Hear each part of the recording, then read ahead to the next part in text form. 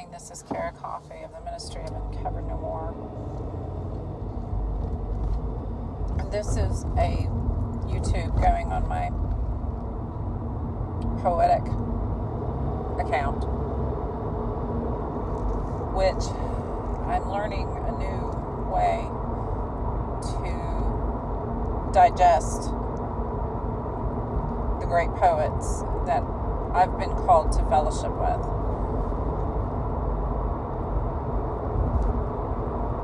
And I'm finding some things out about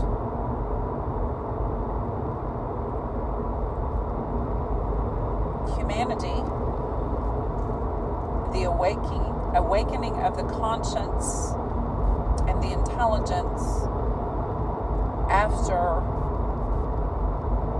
an epiphany like what I've had, and the similarities to my other life before I was awakened, like I've been awakened. And I know for a fact I'm not the only human going through this transformation. Matter of fact, there is a rune in the Nordic rune set, and it means transformation. So it is common knowledge, even in our past thousands of years, that people understand transformation. Another word for it is evolution. Without Darwin's theories, I'm not going to delve into that. I do agree that it's a science, though. It's just I'm talking about the term in a metaphysical sense, and I have good basis to do that reading Rudolf Steiner, the philosopher Rudolf Steiner. So I'm finding out, you know how you identify with characters in television shows that you watch. One of the reasons why I have a hard time watching TV shows, movies, etc., is that I am constantly interpreting. And I have a hard time stopping, particularly if I'm tired. It's kind of like my dyslexia. It gets worse when I'm tired, because there's a certain amount of discipline of your own types of ways of being a human. You discipline those things if they are tending you towards something that is not balanced in your estimation. And that is, we are very highly intelligent beings. We have these abilities. And this is something that I am pleasantly surprised about, and I'm certain other humans will discover this. But what you have to do to change in order to discover it, possibly about you, possibly not, all humans are very different, and yet in some things we have similarities, is habit change. And the habit change is read poetry. Read it from a book. And I'm being specific because I do understand how far gone many of us appear to be, overcome with devices. We can build back. It takes conscious choices.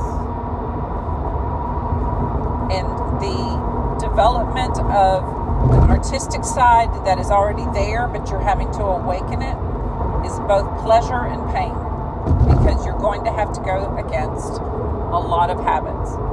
As it were, in my life, because of the calling on my life, I'm not going to, nor have I had to, go against as many habits as some people that I know. And I'm not going to explain that. It just, there's some of us, it comes more natural to live less in the modern age, but to appreciate the modern age. Some of us come by that naturally, and I'm one of those. So, I'm not saying everybody should be that way.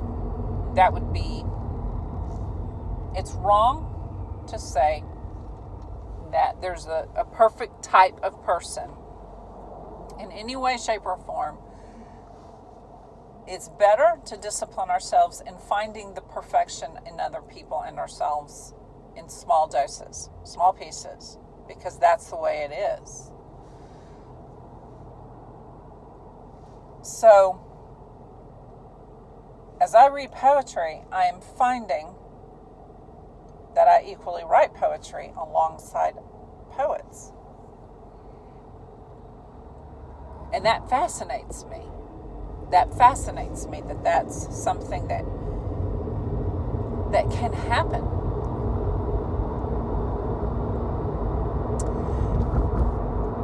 And I'm going to push it forward because of my empathetic, sorceress, mystical side.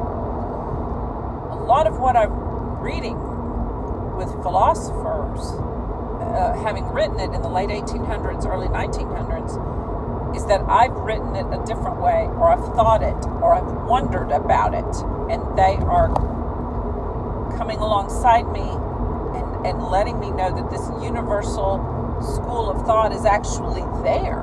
It's actually there, and that's an exciting thing for me. But I have to discipline the excitement because it's a journey of discovery that is mine alone, and yet I'm sharing it. Because if you don't know that it's possible, you won't relax and perhaps let it happen. And honestly, for some people, this kind of discovery thing is happening to them in a different way, and maybe it's happening as they do watch programs. You know, I'm telling you what it was in my life. I do believe that there's a lot of us that need to discipline ourselves with devices, and that it will awaken parts of our intellect that we didn't know was there to do so, to allow ourselves to discipline ourselves as adults.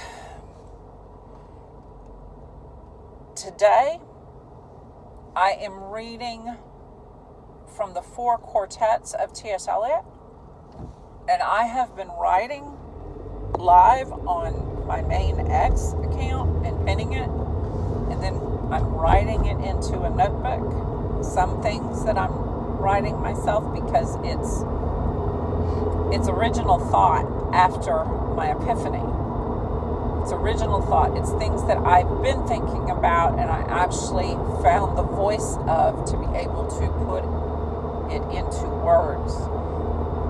And it's kind of some conclusions that are open-ended about the struggles we face that are always there. And so the interesting thing is I'm reading, I believe it's East Coker in the 4 quartets, and something that I wrote 2 or 3 days ago and penned is saying in prose what T.S. Eliot wrote, and I just read today at a coffee shop, and it's blowing me away in the best sort of way. It's bringing my soul peace because I knew this information, this wisdom is there. It's like it's not even me that I'm going, oh my gosh, as I'm writing something that I was privileged to write, type and pen. I'm writing it in my book in Maythrow Runes to understand some things better. I don't know yet. But in the piece that I'm dealing with right now from my X account, I had already admitted that Henry Wadsworth Longfellow with his poetry was opening my mind, and to me that means healing my mind to be able to see some of these concepts. I had already worshipped, if you will, paid homage to, if you will, another poet. And now I have a second one, because East Coker is so high level, heavenly, of poetry. T.S. Eliot was was so divine in what he wrote.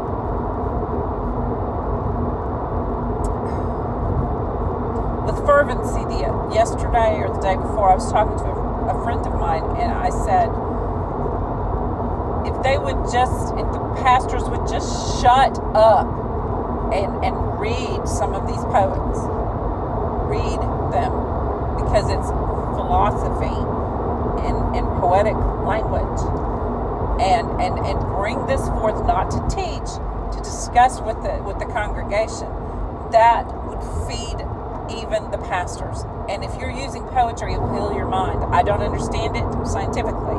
I just know it experientially, that I am being healed. And what is more, I was either talking or writing or thinking about trying to grasp the ideas that I'm actually now privileged to say. I could type some of it, and then I turn right around and read a poem by T.S. Eliot or Henry Wadsworth Longfellow or someone else, Elizabeth Barrett Browning. I've written poetry alongside Elizabeth Barrett Browning, which, by the way, her Aurora Lee is so intense. I'm going to be on it a while. It's 9 books. And it's so intensely gorgeous and honest. That woman is divine. She's divine.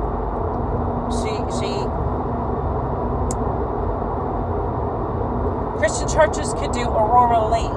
Could just read it slowly over 2 or 3 years with the congregation, talking about the issues, and it would set people free. She's divine. Her wisdom is divine. And I know these poets are out there and these philosophers are out there. So anyway, what I'm writing into my notebook that is pinned on my X account, my main X account, I was just blown away sitting at a coffee shop this afternoon. I'm going to have to read that poem I just mentioned. I'm very tired. East Coker. T.S. Eliot's East Coker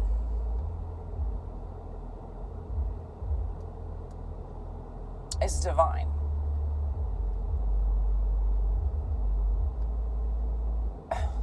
It's just wow. And I was brought to a place today, and I'm so tired I can't even remember it, because it's something Jesus said in the Bible, in the gospel record. Let's see if I can't remember it. I'll write that into the article that I put this in on my blog. I'm not sure which blog this is going in.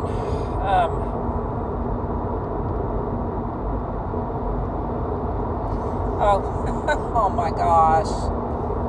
It's just so basic. It's such a basic one of his sayings. And the thing is I've been saying it for years. And to a degree, I feel like now that I see what I see, I've misquoted it too, but it was ignorance that misquoted it. And that's the thing in East Coker that is amazing, is he explains the beauty of ignorance. And I am explaining it at the very same time in prose, talking about this place in our psychic makeup that we must come to, or we stay in the negative cycles of our soul. But it's, and you shall know the truth, and the truth shall set you free. Your soul core knows the truth. So does mine. And it does set free. That doesn't mean any situation changes. Freedom of the soul is an interesting topic. All I'm testifying to is a human intelligence, even in our ignorance, that is there indeed for people, for good people. And you shall know the truth, and the truth shall set you free has been boxed into a religious setting that it doesn't belong within. It belongs with the poets. In our day and age, and you shall know the truth, and the truth shall set you free should belong with primarily the poets and some philosophers. And I'm again stating it's the late 1800s to the early 1900s, before the World Wars and maybe like during World War I. There's some things that died during the World Wars. Trust is the word that I hear. International trust died during the World Wars.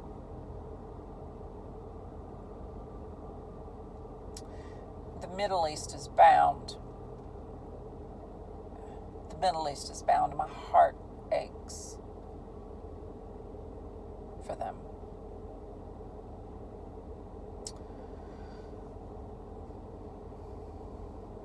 And we shall know the truth, and the truth shall set us free. It's amazing to me, in a sad way, how much the doctrine of religion has hurt our perspective ability as intelligent beings.